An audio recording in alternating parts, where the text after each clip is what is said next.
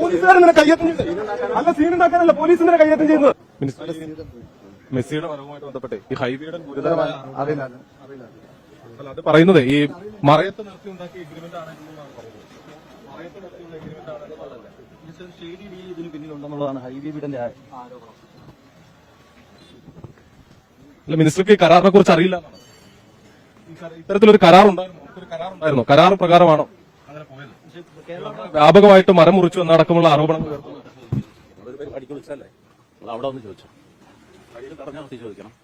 ഇല്ല, നടക്കാം. അത്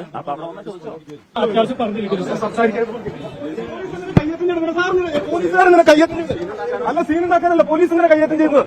പോലീസിനെ കയ്യേറ്റം ചെയ്യുന്നത് ഇങ്ങനെ ഒരു വൃത്തികേടില്ല. സാറിനെ പോലീസുകാരെ കയ്യേറ്റം ചെയ്യേണ്ട കാര്യം എന്താ? പോലീസിനെ കയ്യേറ്റം ചെയ്യേണ്ട കാര്യം എന്താ? ഏത് പരിപാടി? ഞങ്ങൾ മാന്യമായി വോട്ടിൽ നിന്ന് സംസാരിക്കുന്നത് എന്താ പ്രശ്നം? വീട് വരണ്ടോ?